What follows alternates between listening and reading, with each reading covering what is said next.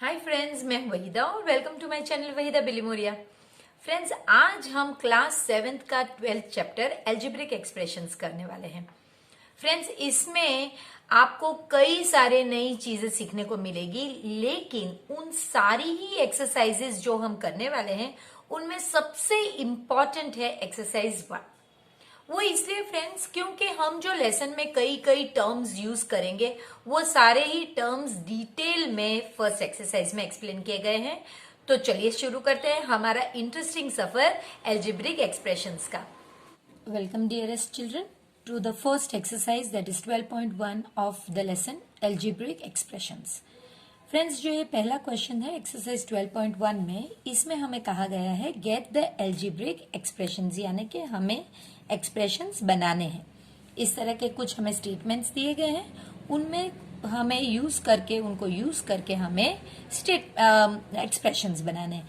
Expressions में ये जो है फ्रेंड्स, ये हमारे वेरिएबल होंगे। ये जब हम पूरा लेसन करेंगे इसके बाद हमारे सारे ही कंसेप्ट्स क्लियर हो जाएंगे। अब स्टार्टिंग में शायद आपको थोड़ी सी दिक्कत आए, तो आप फॉलो कीजिए ये video. Subtraction of z from y। तो फ्रेंड्स, हमेशा y के आगे जिसके आगे भी फ्रॉम हो वो पहले लिखा जाएगा। तो यहाँ पे y के आगे फ्रॉम है तो y पहले लिखा जाएगा और उसमें से आपको सब्ट्रैक्ट करना है z। ये जो बना है फ्रेंड्स, ये आपका एक्सप्रेशन है। एक्सप्रेशन और इक्वेशन में फर्क ये होता है कि एक्सप्रेशन में इज इक्वल टू की जरूरत नहीं, ये पूरा ही इस स्टेटमेंट को एक्सप्लेन के लिए पर्याप्त है। यानी पहले आपको सम करना है x और y का, x और y, और उसका हाफ करना है। तो ये पहले करना है, इसलिए मैंने उसे ब्रैकेट में लिखा है, और उसका हाफ करना है, यानी कुछ इस तरह। फ्रेंड्स, अगर आप इस तरह लिखना चाहें तो आप लिख सकते हैं, या फिर अगर आप x plus Y whole divided by 2 भी लिखना चाहे तो वो भी राइट ही है। ये दोनों का सेम ही मीनिंग है। आपको एक्सप्रेशन लिखना है, इसलिए मैंने आगे इज इक्वल टू साइन लिखना मुनासिब नहीं समझा, क्योंकि ये ही लिखना है। तो आप इस तरह से लिख सकते हैं, हाफ x प्लस वाई, या फिर इस तरह से। अब इसके बाद जो थर्ड वन है, the number z multiplied by itself. Itself का मतलब अगर ये z है तो उसे अपने आप से मल्टीप्लाई करना है, यानी कि z है तो आपको z से ही मल्टीप्लाई करना है। अब आप जानते हैं कि कोई नंबर अगर 2 बार हो मल्टीप्लाई अपने आप से ही, तो आप इसे लिखेंगे z square. Fourth one friends, fourth one में आपसे पूछा गया है 1/4। ये 1/4 का मतलब हम जानते हैं 1/4 of the product of numbers, यानी आपको p और q को मल्टीप्लाई करना है क्योंकि प्रोडक्ट लिखा है, और उसका 1/4 है, यानी कि 1/4 अपॉन दिस।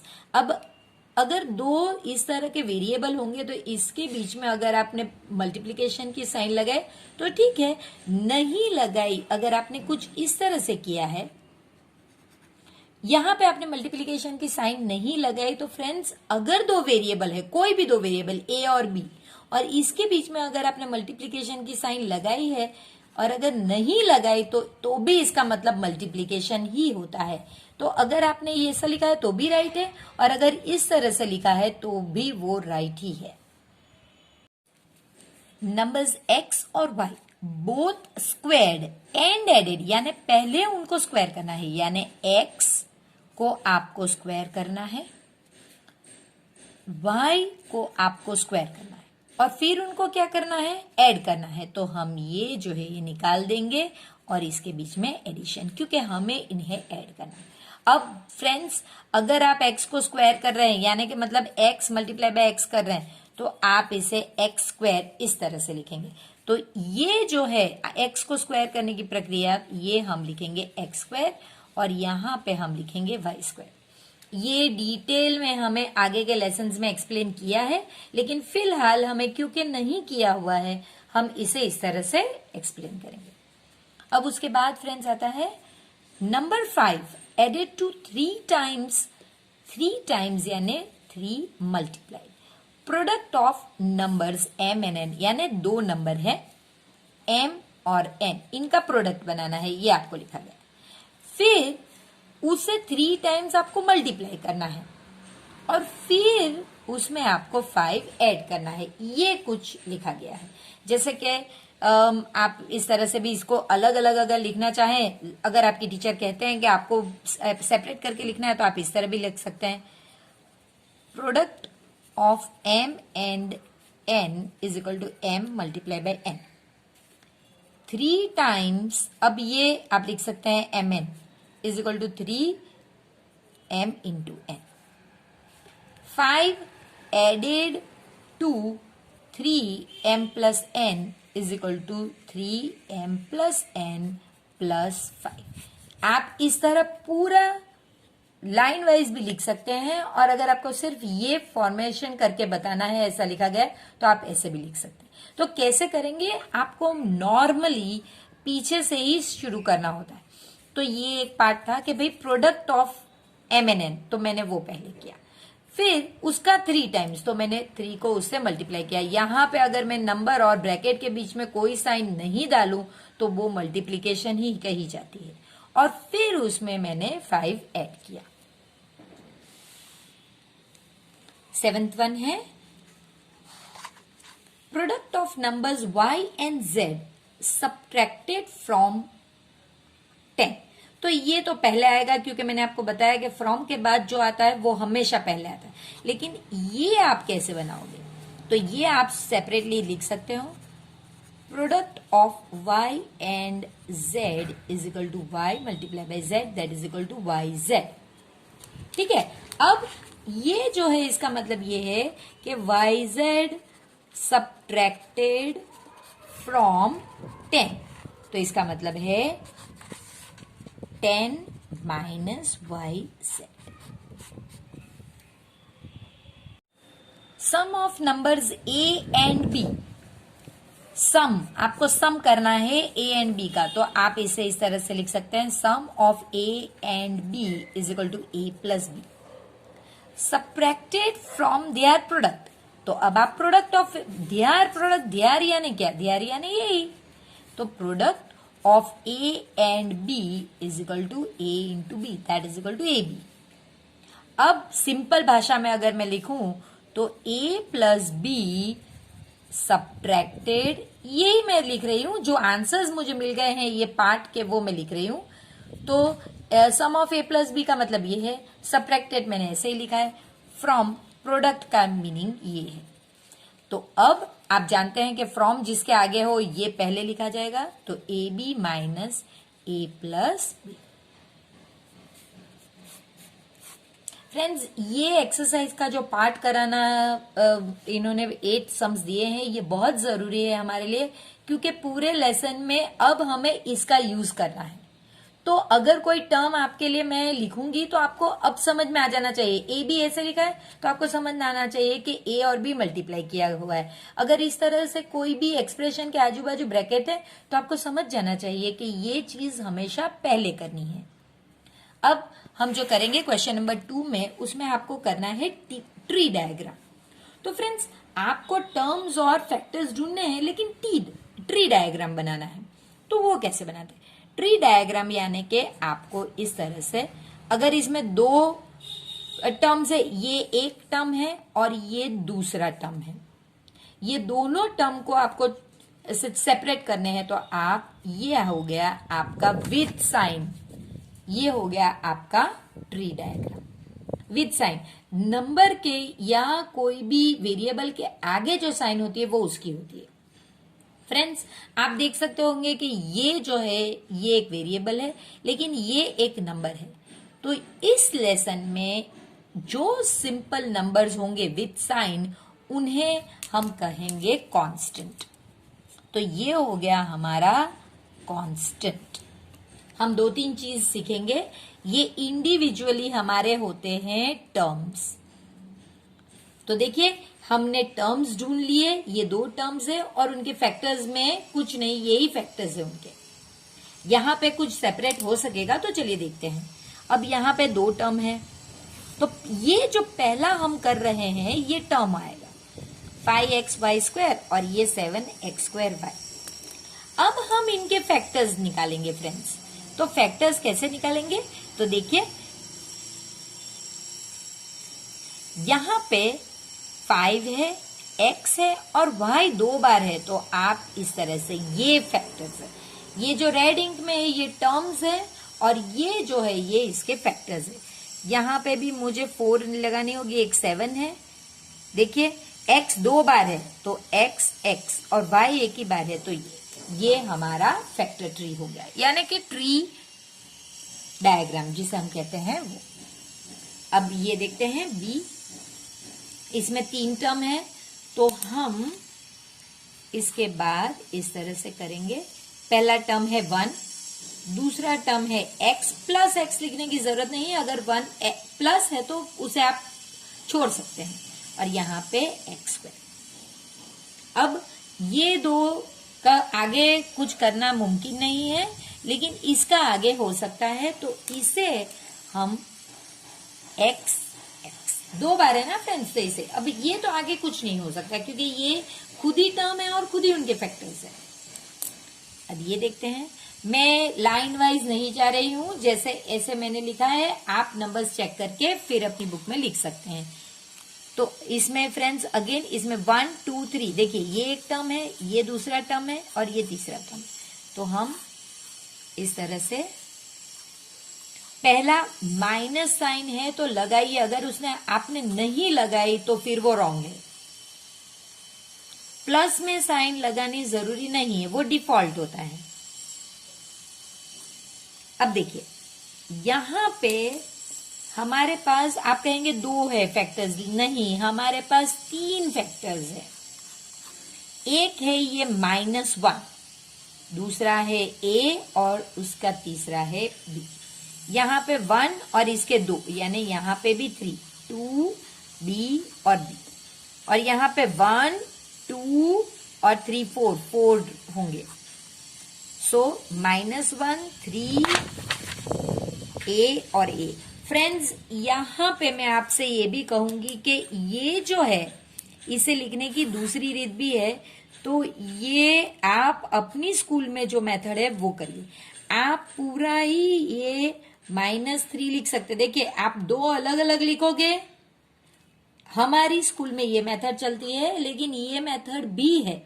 तो अगर आप ये लिखना चाहो कि नंबर 1 माइनस का, जैसे हमने यहाँ पे किया अलग कर दिया, फिर 3 अलग किया ये, या फिर आप -3 एक ही बार लिखिए और a।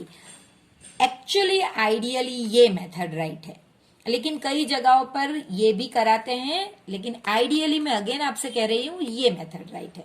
जैसे हम आगे के क्लासेस में भी करेंगे तो हम यही मेथड करेंगे। इसके बाद फ्रेंड्स ये आया हमारा, यहां पे हमारे पास पहले टर्म की बात करेंगे, तो ये 2 टर्म है y और -y³। इसका कोई फैक्टर नहीं क्योंकि ये y ही है, लेकिन इसका एक ये फैक्टर और y 3 टाइम्स है, तो 1 2 सॉरी पेन चेंज करते हैं, एक बार -1 फिर y 3 टाइम्स, y³ है ना फ्रेंड्स, तो y 3 टाइम्स मल्टीप्लाई किया हुआ है। फ्रेंड्स क्वेश्चन नंबर 3 जो है ये क्वेश्चन नंबर 2 का second part, sorry question number 2 का जो सेकंड पार्ट है उसमें भी हमें टर्म्स और फैक्टर्स ही ढूंढने हैं, लेकिन एक मेथड हमने ये ऑलरेडी देख लिया। देखिए यहाँ पे फिर से मैं आपको बता रही हूँ, -4x + y, तो इसका अगर टर्म ढूंढना है तो हम एक ये टर्म ढूंढेंगे और दूसरा ये, +5 की जगह में सिर्फ 5 लिख रही हूँ। अब ये फैक्टर्स ढूंढे -4 और x, और यहाँ पे कुछ नहीं, ये एक मेथड है। जबकि आइडियली हम अब जैसे बड़े बड़े क्लासेस में जाएंगे, हम इस तरह से करना, ट्री डायग्राम करना बहुत मुश्किल होता है, इसलिए अब हम जो करने वाले हैं वो है डायरेक्ट यहाँ पे लिखना। तो आपको यहीं पे टर्म्स को अलग करना है। देखिए कौन सी 2 टर्म्स है हमारे पास, -4x और 5। इसके फैक्टर्स कौन से हैं, तो आप जानते हैं -4 और x, एक ये और एक ये, दे जो हमने यहां लिखा है वही लिखना है, और यहां पे सिर्फ एक ही है 5। मैंने कहा ना इसके आगे हम कुछ नहीं कर सकते, ये तो कांस्टेंट है। चलिए इसी तरह यहाँ पे 1 और 2 है, तो देखिए xy और यहाँ पे 2x² y², यहाँ पे सिर्फ x और y, ये डी है फ्रेंड्स, ये बी नहीं है, ये मेरी मिस्टेक है, ये डी है, तो आप देख लीजिए उसी प्रकार से होगा। और यहाँ पे 2, फिर ये x 2 बार है तो x x आपको इस तरह से ही करना होगा। और ये y भी 2 टाइम्स है तो आपको इस तरह से लिखना होगा। यहाँ पे जो है हमारे टर्म्स 2 टर्म है, लेकिन साइन के साथ हम लिखेंगे। इसके आगे अगर माइनस साइन है तो आपको ये ही लिखना होगा। इसके अंदर -4 एक टाइम पे ही ले लेते हैं हम लोग, और ये x, और यहाँ पे 5 और बाद में y भी है। यहाँ पे 5y और 3y², 5y में 5 और y, यहाँ पे 3 और y 2 टाइम्स है फ्रेंड्स। ये y² यानी y 2 बार मल्टीप्लाई किया गया है। और जो लास्ट हमारा है इसमें एक PQ है और एक Q है। PQ में P और Q में कुछ नहीं, सिर्फ Q। तो फ्रेंड्स ये एक मेथड है, और एक जो ट्री डायग्राम हमने देखी वो मेथड है। अब इन सम्स में कुछ अलग लग रहा है। देखिए ये पहला टर्म है 1.2 AB, ये दूसरा टर्म है विथ साइन लिखिए -2.4 B, और ये थर्ड विथ साइन लिखिए, सो 3.6 है। यहाँ पे प्लस है तो प्लस, अगर कुछ नहीं लिखा तो प्लस ही है। यहाँ पे 1.2 पहला फैक्टर कॉमा फिर A और B, यहाँ पे -2.4 पहला फैक्टर और फिर B, और यहाँ पे 3.6 पहला फैक्टर और A। यहाँ पे 3/4x ये पहला, और 1/4 जो कांस्टेंट है वो। तो यहाँ पे 3/4 किसी भी वेरिएबल के आगे जो नंबर होता है ना फ्रेंड्स, ये उसका कोएफिशिएंट है, न्यूमेरिकल कोएफिशिएंट, ये नंबर वाला कोएफिशिएंट है। हम 2 टाइप के कोएफिशिएंट दोनों ही देखेंगे आने वाले क्वेश्चंस में। सो ये एक फैक्टर और फिर x, यहाँ पे ये कांस्टेंट ही है तो यहाँ पे 1/4। इसके बाद आप ये देख सकते हैं यहाँ पे 2 फैक्टर्स है 0.1 p² और 0.2 q²। फैक्टर्स कौन से, 0.1 p 2 बार है, p² है ना, और यहाँ पे 0.2 और q। तो फ्रेंड्स ये देखा आपने एक्सप्रेशन, ये एक्सप्रेशन दिए गए थे, आपने टर्म्स पहले उनमें से सेपरेट किए और फिर उनके फैक्टर्स निकाले। अब यही करना है लेकिन कोएफिशिएंट। लेकिन फ्रेंड्स अब जो कोएफिशिएंट हम करेंगे उसमें सिर्फ न्यूमेरिकल कोएफिशिएंट ढूंढने। न्यूमेरिकल तो नाम से ही पता चल जाता है कि नंबर। तो चलिए पहले क्वेश्चन पढ़ते हैं। Identify numerical coefficients of term, आपको कोएफिशिएंट ढूंढने हैं हर एक टर्म के, अदर देन कांस्टेंट, यानी कि कांस्टेंट नहीं लेने हैं। जैसे कि इस केस में अगर आप देखोगे तो ये कांस्टेंट है, इसे आपको नहीं लेना है। और तो बच गया कौन सा टर्म, सिर्फ ये टर्म लिखना है, कांस्टेंट वाला टर्म नहीं लिखना है। और उसके आगे का सिर्फ नंबर जो है वो ही आपको ये कोएफिशिएंट का, न्यूमेरिकल कोएफिशिएंट। फ्रेंड्स ये वर्ड जरूरी है क्योंकि दूसरे भी कोएफिशिएंट है। यहां पे भी आप देखोगे कि ये जो 1 है इसे नहीं लेना है, तो कौन से 3 टर्म हमारे पास बच जाते हैं, ये वाले। इसके आगे क्योंकि कोई नंबर नहीं तो हम लिखेंगे 1।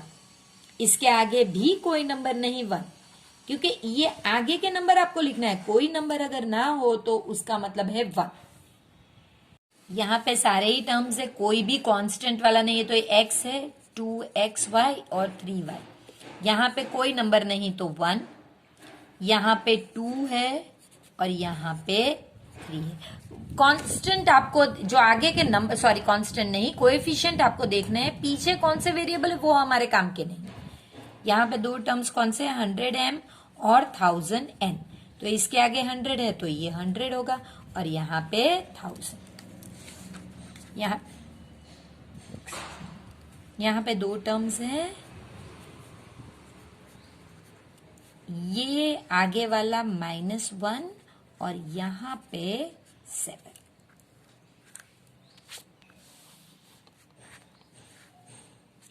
यहाँ पे 2 टर्म्स 1.2a और 0.8b, सिर्फ ये नंबर लिखना है 1.2 और यहाँ पे 0.8। ये एक ही टर्म का एक्सप्रेशन है, बिल्कुल हो सकते हैं, मोनोमियल्स एक ही टर्म के एक्सप्रेशंस होते हैं। सो 3.14 आर स्क्वायर, तो ये हमारा वेरिएबल है, तो ये हमारा न्यूमेरिकल कांस्टेंट है 3.14। फ्रेंड्स, ये हमारे लिए बहुत इंपॉर्टेंट है क्योंकि इसमें आप ये टर्म लिखकर 2 नहीं लिख सकते। इसे पहले आपको ओपन करना होगा, इसे सिंप्लीफाई करना होगा। तो ये इसका मतलब 2 इसे भी मिलेगा, यानी कि 2 मल्टीप्लाइड बाय एल, फिर आपको ये प्लस साइन लगानी होगी और 2 मल्टीप्लाई बाय बी। ये फ्रेंड्स हमने ऑलरेडी डिस्ट्रीब्यूटिव प्रॉपर्टी में देखा हुआ है। तो ये है distribution of multiplication over addition. तो इसका मतलब है 2l प्लस 2b। तो ये एक्सप्रेशन अब ये हो गया। अब आपको जो टर्म्स है वो 2 है, 2l और 2b, और इनमें आपको कोएफिशिएंट, न्यूमेरिकल कोएफिशिएंट ये 2 है और यहाँ पे भी 2। तो ये बहुत जरूरी है कि हम ये सीखें कि जहां पे पहले सिंप्लीफाई कीजिए और फिर ही आप इस तरह से उनके कोएफिशिएंट लिखें, न्यूमेरिकल कोएफिशिएंट। ये सिंपल है, 0.1y और दूसरा 0.01y स्क्वायर। तो यहाँ पे कोएफिशिएंट 0.1 और यहाँ पे 0.01। तो फ्रेंड्स, ये आपने देख लिया कि कितना इजी। इसमें ये पूरी ही क्वेश्चन में हमने जो है कांस्टेंट को इग्नोर किया है, उन्हें लिए ही नहीं है। कांस्टेंट के अलावा जो वेरिएबल वाले टर्म्स है उन्हें ही लिखा है और उनके ही न्यूमेरिकल कांस्टेंट लिए हैं। अब हम सिर्फ वही टर्म्स लेंगे जिसमें सिर्फ x हो और उन्हीं के कोएफिशिएंट देने हैं, दूसरों के नहीं। तो देखिए, ये टर्म में x नहीं है तो हम इसे नहीं लेंगे, तो सिर्फ y स्क्वायर x। अब हमें टर्म वेरिएबल कौन सा लेना है? x। तो इसे हम कोएफिशिएंट में नहीं ले सकते, इसके अलावा ये जो बच जाता है ये हमारा कोएफिशिएंट है। तो देखा फ्रेंड्स, कभी कभी कोएफिशिएंट में नंबर नहीं आते, वो न्यूमेरिकल थे तो उसमें नंबर कंपलसरी थे। इसमें देखिए x का कोएफिशिएंट नंबर नहीं है, वो y स्क्वायर है। इसी तरह आपके टर्म में x होना जरूरी है क्योंकि वो क्वेश्चन में पूछा गया है। तो हम यहाँ पे ये टर्म मिटा देंगे। तो हमारा टर्म हो गया -8yx। अब आपको x तो लिखना नहीं है, आपको उसके अलावा जो है वो कोएफिशिएंट होगा, तो -8y। यहाँ पे आप x वाला रखेंगे, ये मिटा देंगे, ये मिटा देंगे, क्योंकि इन दोनों में तो x नहीं है, तो फिर यही टर्म लिखेंगे x। क्योंकि उसके आगे कोई नहीं है तो नंबर आए। ये जरूरी नहीं कि ये नंबर न्यूमेरिकल कोएफिशिएंट नहीं लिखा तो मैं यहाँ पे नंबर नहीं लिखूंगी। भाई अगर उसके आगे कुछ नहीं तो 1 तो है ही है, तो वो आपको लिखना है। यहाँ पे भी आप देख सकते हैं, यहाँ ये कांस्टेंट नहीं, यहाँ पे x नहीं है तो ये भी नहीं लेंगे, सिर्फ ये टर्म। सो zx, और इसमें x का कोएफिशिएंट कौन है? सिर्फ z। इसमें फ्रेंड्स यहाँ पे आप देख सकते हैं, इसमें भी x है, ये भी टर्म x वाला है, तो ये नहीं लेंगे। तो ये हो गया हमारा x और xy, सिर्फ ये 2 टर्म लिखेंगे। इसमें कुछ नहीं है तो 1 होगा, और इसमें भले ही पीछे है लेकिन x के साथ वो है तो आपको y लिखना है। यहाँ पे ये कांस्टेंट टर्म नहीं, ये टर्म आएगा सिर्फ 12xy स्क्वायर। इसका मतलब 12y और x, सॉरी ये जो है मैंने सिर्फ इसे शिफ्ट करके यहाँ पे लेकर आई हूं। तो अब x आपको नहीं लिखना है और ये पूरा टर्म 12y स्क्वायर लिखना है। यहाँ पे आप देख सकते हैं दोनों ही टर्म है 7x और xy स्क्वायर। सो x को नहीं लिखना है, उसके अलावा जितना भी बच जाता है, जैसे कि यहाँ पे 7 बच गया और यहाँ पे y स्क्वायर बच गया, तो वो y स्क्वायर लिख लिया। क्वेश्चन नंबर 4b में आपसे पूछा गया है कि identify terms which contain y square. So अब आपको सिर्फ y स्क्वायर वाले टर्म्स लेने हैं और उनके कोएफिशिएंट देना है, सेम वही जो हमने आगे किया है, लेकिन उसमें x ढूंढा था, यहाँ पे y स्क्वायर। तो ये टर्म में y स्क्वायर नहीं है तो इसे निकाल दीजिए, -xy स्क्वायर। अब ये तो नहीं लिखना क्योंकि वो तो टर्म ही है हमारा, तो आपको लिखना है सिर्फ ये, तो -x। इसी तरह से नेक्स्ट वन में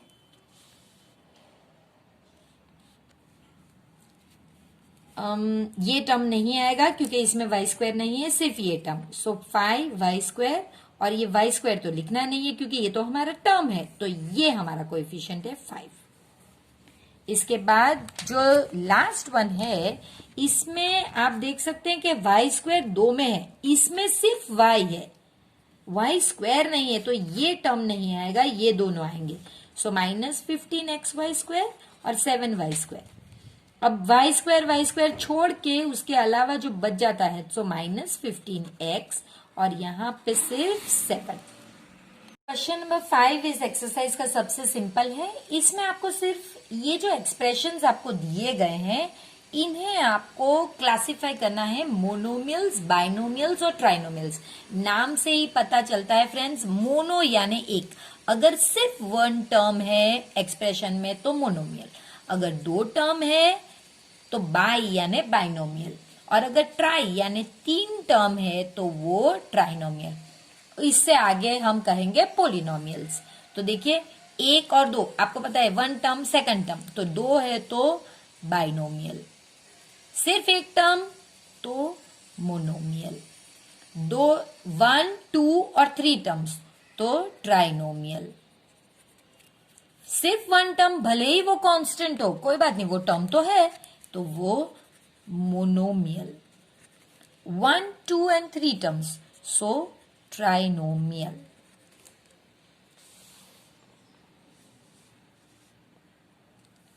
दो टर्म्स 1 और 2 टर्म्स तो बाइनोमियल, 1 और 2 टर्म्स सो अगेन बाइनोमियल, फिर सिर्फ 1 टर्म तो मोनोमियल, और 1, 2 एंड 3 टर्म्स तो ट्राइनोमियल। अगेन आप देख सकते हैं कि सिर्फ 2 टर्म है तो बाइनोमियल, 2 टर्म अगेन बाइनोमियल। उनके पावर क्या है वो आपको देखने नहीं है, आपको सिर्फ कितने टर्म्स है, 1, 2, 3 टर्म्स है तो बस ट्राइनोमियल। फ्रेंड्स ये एक्सरसाइज बहुत इंपॉर्टेंट है, भले ही ये सबसे इजी एक्सरसाइज है क्योंकि इसमें पूरे लेसन में जो टर्म्स हम यूज करने वाले हैं या इसके आगे के क्लासेस के सारे ही टर्म्स इसमें डिस्कस किए गए हैं। तो अगर ये आपको आता है तो आप समझ लीजिए कि ये लेसन आपके लिए बहुत इजी होगा। चलिए इसके बाद क्वेश्चन नंबर 6 में state whether a given pair of terms are like और अनलाइक। तो फ्रेंड्स लाइक और अनलाइक आप वेरिएबल पे डिपेंड करता है, वेरिएबल इसमें चेक करना होता है। तो देखिए ये जो दोनों है ये दोनों ही नंबर्स हैं, तो ये हमारे लिए लाइक, इसमें कोई वेरिएबल नहीं तो ये लाइक। यहाँ पे आप आगे के कोएफिशिएंट को नहीं देखना है, आपको यहाँ पे कोएफिशिएंट को देखना ही नहीं है, सिर्फ वेरिएबल देखिए। देखिए यहाँ पे एक्स एक्स दोनों सेम है, लाइक, एक्स और वाई दोनों अलग है तो ये अनलाइक। यहां पे एक्स वाई, यहां पे एक्स वाई और वाई एक्स। अब फ्रेंड्स ऑलरेडी सेकंड लेसन में आपने ये सीख लिया है, और यहां पे भी ये लेसन के आगे भी आपने सीखा हुआ है कि आप एक्स मल्टीप्लाई बाय वाई कीजिए या y मल्टीप्लाई बाय एक्स कीजिए, दोनों सेम है। तो आप एक्स वाई लिखते हो या वाई एक्स लिखते हो, इन्हें सिर्फ इस तरह से उलट कर लिखते हो तो कोई फर्क नहीं पड़ता। तो ये एक्स वाई हो या वाई एक्स, ये दोनों सेम ही है, इसलिए ये लाइक टर्म है। यहां पे m स्क्वायर है और p सिर्फ एक ही बार है, जबकि यहां पे m एक बार है और p स्क्वायर है, तो ये दोनों अलग है। इसका मतलब है m into M into P, जबकि इसका मतलब है m into P into P. तो यहां पे देखिए m 2 बार है जबकि यहां पे m एक ही बार है, तो ये अनलाइक है।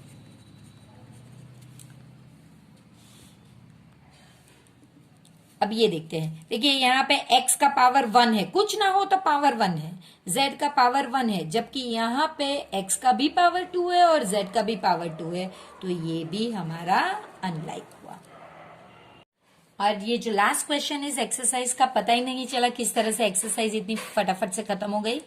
उसमें आपको लाइक टर्म्स आइडेंटिफाई करने हैं। तो देखिए एक्स वाई स्क्वायर, तो ऐसा कोई है जहां पे ये देखिए ये भी एक्स वाई स्क्वायर है, तो ये लिखते जाइए एक्स वाई स्क्वायर, साइन के साथ लिखिए फ्रेंड्स कॉमन 2xy²।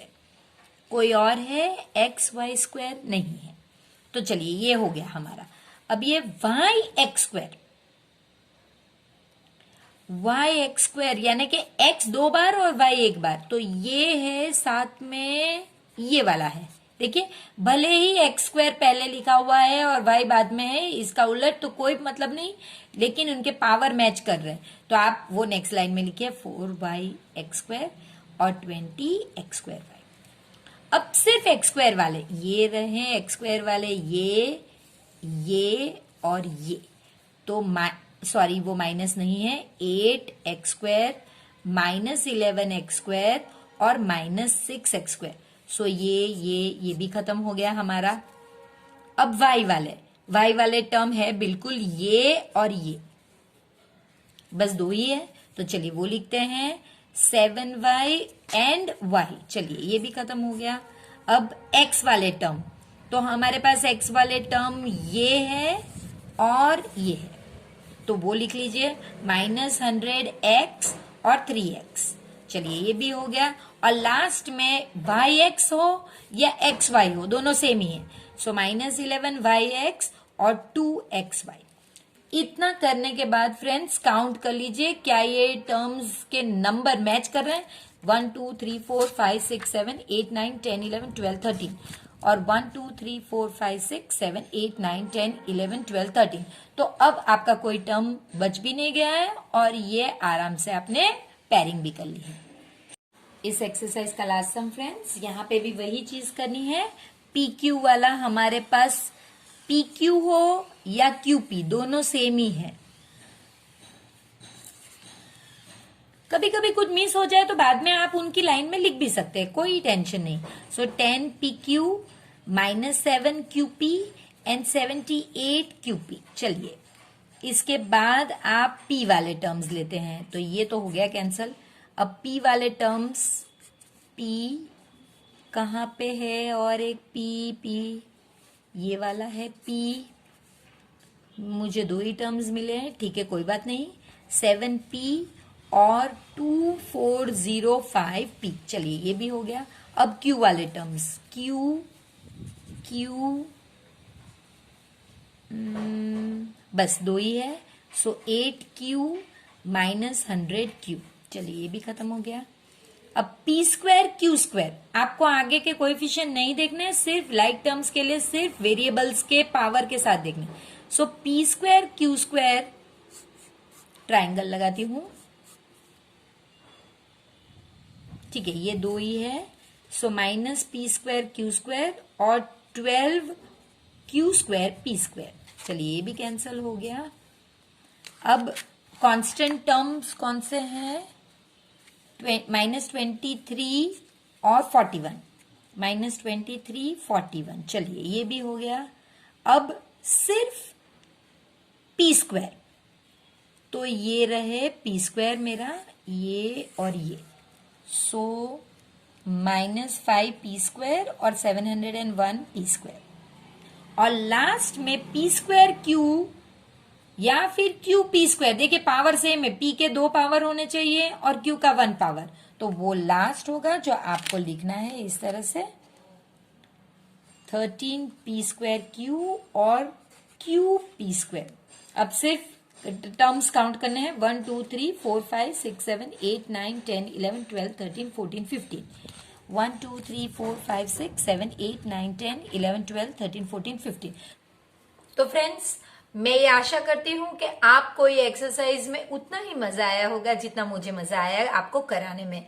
तो चलिए फिर मिलते हैं फटाफट से एक्सरसाइज 12.2 में। तब तक प्लीज वीडियो को लाइक कीजिए, शेयर कीजिए इससे अपने फ्रेंड्स के साथ और प्लीज चैनल को सब्सक्राइब कीजिए।